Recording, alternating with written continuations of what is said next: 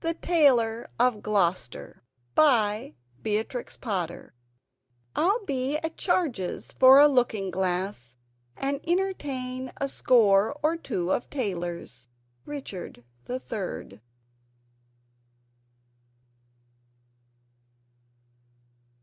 My dear Frida, because you are fond of fairy tales, and have been ill, I have made a story all for yourself, a new one that nobody has read before.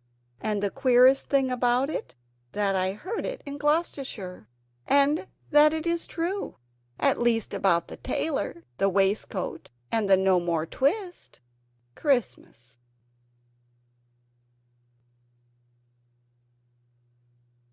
In the time of swords and periwigs and full-skirted coats with flowered lappets, when gentlemen wore ruffles and gold-laced waistcoats of paduasoy and taffeta, there lived a tailor in Gloucester.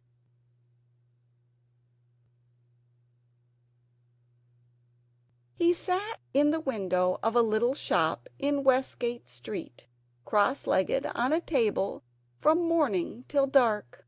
All day long, while the light lasted, he sewed and snippeted, piecing out his satin and pompadour and lutestring. Stuffs had strange names, and were very expensive in the days of the Tailor of Gloucester. But although he sewed fine silks for his neighbours, he himself was very, very poor.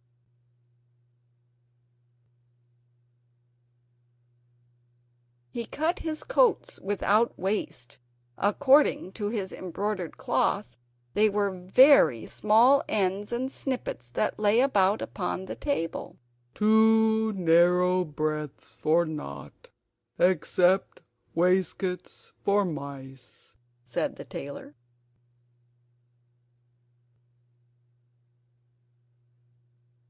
One bitter cold day near Christmas, the tailor began to make a coat of cherry-coloured corded silk, embroidered with pansies and roses, and a cream-coloured satin waistcoat for the Mayor of Gloucester.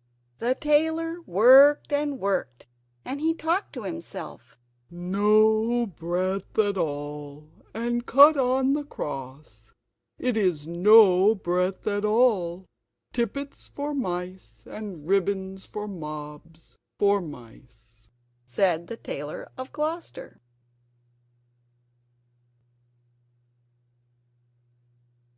When the snowflakes came down against the small leaded window-panes and shut out the light, the tailor had done his day's work. All the silk and satin lay cut out upon the table. There were 12 pieces for the coat and 4 pieces for the waistcoat, and there were pocket flaps and cuffs and buttons, all in order. For the lining of the coat there was fine yellow taffeta, and for the buttonholes of the waistcoat there was cherry-coloured twist, and everything was ready to sew together in the morning, all measured and sufficient, except that there was wanting just one single skein of cherry-coloured twisted silk.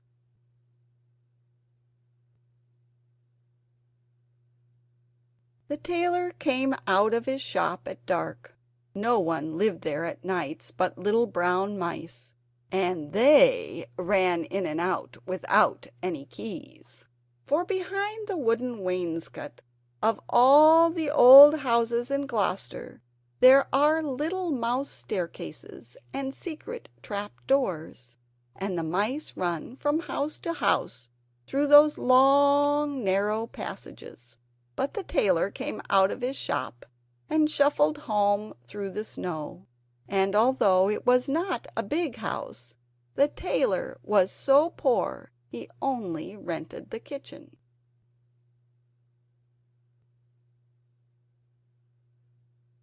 He lived alone with his cat. It was called Simpkin. "Meow," said the cat when the tailor opened the door.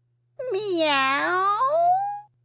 The tailor replied, "Simpkin, we shall make our fortune, but I am worn to a ravelling.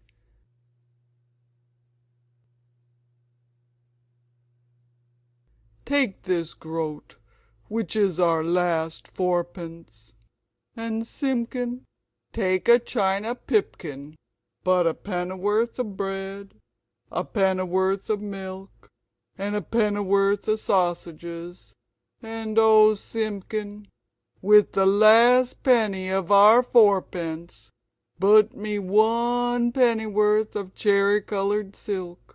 But do not lose the last penny of the fourpence, Simpkin, or I am undone and worn to a thread-paper, for I have no more twist."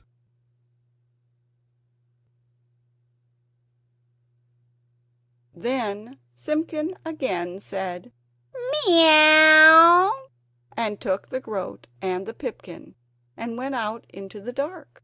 The tailor was very tired, and beginning to be ill. He sat down by the hearth and talked to himself about that wonderful coat. "I shall make my fortune. To be cut bias, the Mayor of Gloucester, is to be married on Christmas Day in the morning, and he hath ordered a coat and an embroidered waistcoat.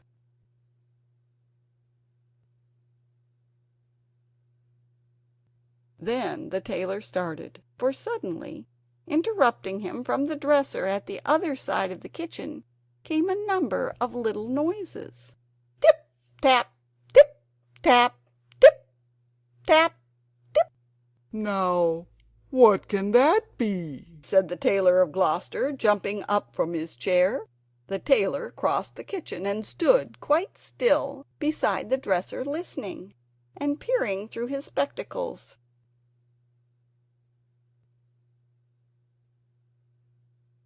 "This is very peculiar," said the Tailor of Gloucester, and he lifted up the teacup, which was upside down. Out stepped a little live lady mouse, and made a curtsy to the tailor. Then she hopped away down off the dresser and under the wainscot.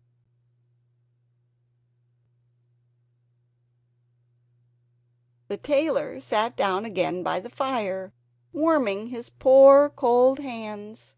But all at once, from the dresser, there came other little noises. Tip tap, tip tap, tip tap, tip. "This is passing extraordinary," said the Tailor of Gloucester, and turned over another teacup which was upside down. Out stepped a little gentleman mouse, and made a bow to the tailor.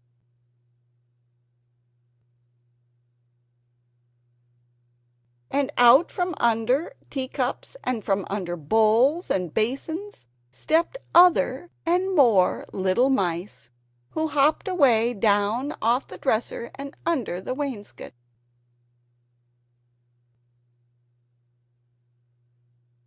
The tailor sat down close over the fire, lamenting. 120 buttonholes of cherry-coloured silk, to be finished by noon of Saturday, and this is Tuesday evening. Was it right to let loose those mice? Undoubtedly the property of Simpkin.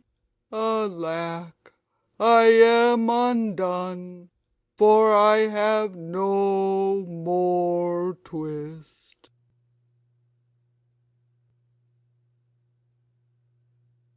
The little mice came out again and listened to the tailor. They took notice of the pattern of that wonderful coat. They whispered to one another about the taffeta lining and about little mouse tippets. And then suddenly they all ran away together down the passage behind the wainscot, squeaking and calling to one another as they ran from house to house.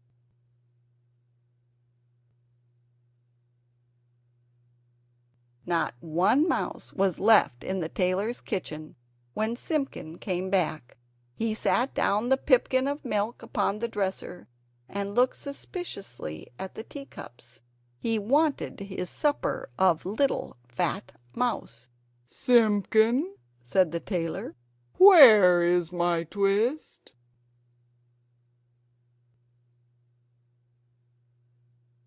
but Simpkin hid a little parcel privately in the teapot, and spit and growled at the tailor, and if Simpkin had been able to talk he would have asked, "Where is my mouse?" "Alack, I am undone," said the Tailor of Gloucester, and went sadly to bed.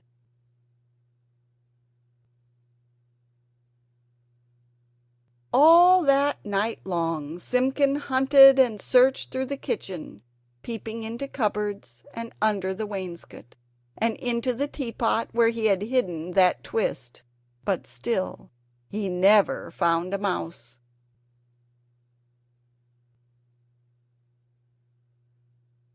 The poor old tailor was very ill with a fever, tossing and turning in his four-post bed, and still in his dreams he mumbled, "No more twist, no more twist." What should become of the cherry-coloured coat? Who should come to sew it, when the window was barred and the door was fast locked?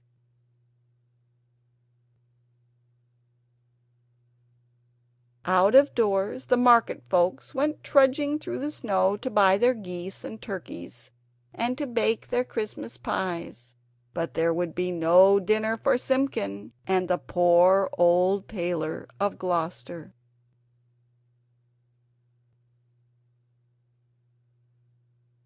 The tailor lay ill for 3 days and nights, and then it was Christmas Eve and very late at night, and still Simpkin wanted his mice, and mewed as he stood beside the four-post bed.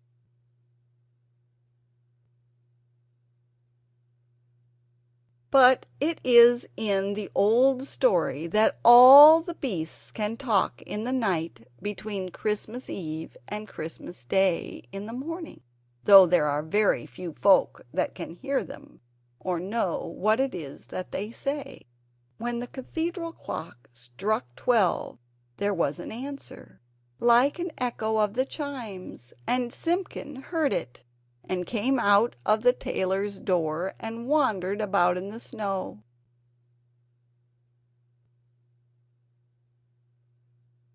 From all the roofs and gables and old wooden houses in Gloucester came 1,000 merry voices singing the old Christmas rhymes, all the old songs that ever I heard of, and some that I don't know, like Whittington's bells.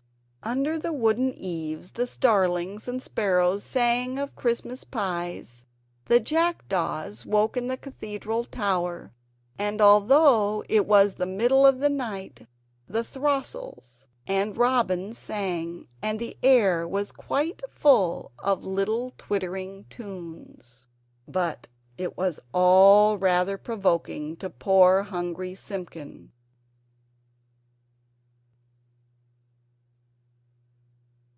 From the tailor's ship in Westcott came a glow of light, and when Simpkin crept up to peep in at the window it was full of candles. There was snippeting of scissors and snapping of thread, and little mouse voices sang loudly and gaily. 420 tailors went to catch a snail. The best man amongst them durst not touch her tail. She pulled out her horn like a little cattle cow. Run, tailors, run, or we'll have you all in and out.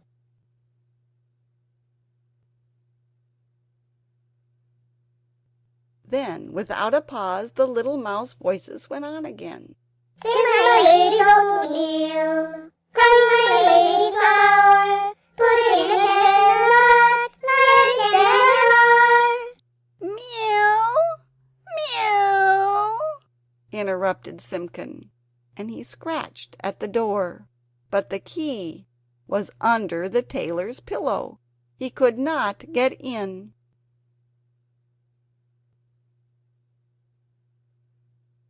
The little mice only laughed and tried another tune.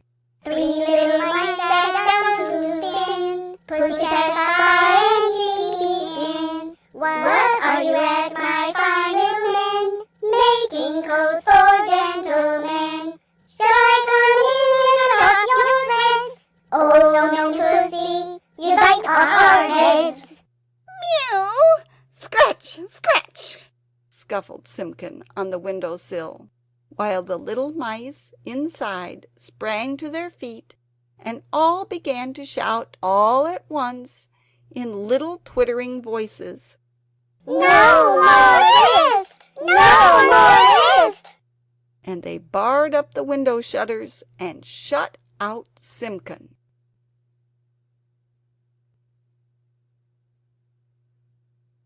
Simpkin came away from the shop and went home, considering in his mind. He found the poor old tailor without fever, sleeping peacefully.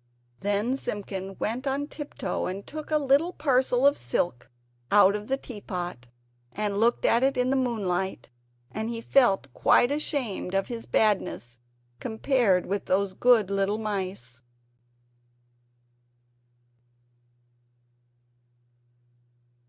When the tailor awoke in the morning, the first thing which he saw upon the patchwork quilt was a skein of cherry-coloured twisted silk, and beside his bed stood the repentant Simpkin.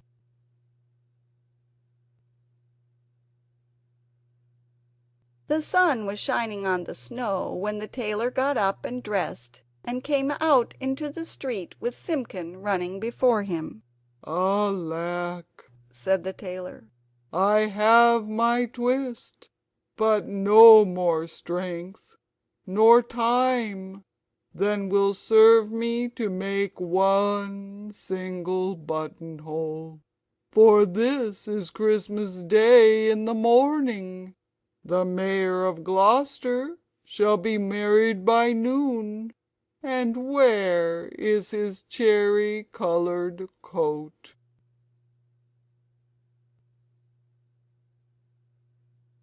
He unlocked the door of the little shop in Westgate Street, and Simpkin ran in like a cat that expects something.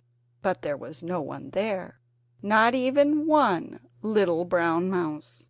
But upon the table, oh joy! The tailor gave a shout. There, where he had left plain cuttings of silk, there lay the most beautiful coat and embroidered satin waistcoat that ever were worn by a mayor of Gloucester.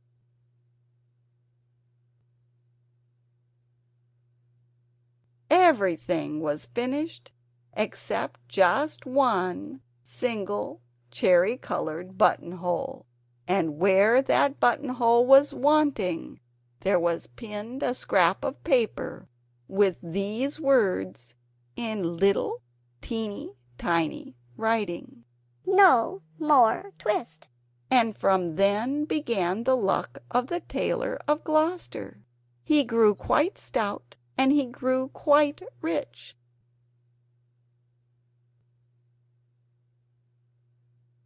He made the most wonderful waistcoats for all the rich merchants of Gloucester, and for all the fine gentlemen of the country round.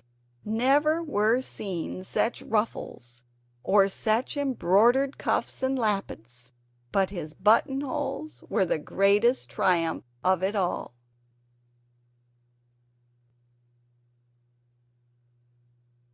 The stitches of those buttonholes were so neat, so neat, I wonder how they could be stitched by an old man in spectacles, with crooked old fingers and a tailor's thimble. The stitches of those buttonholes were so small, so small, they looked as if they had been made by little mice.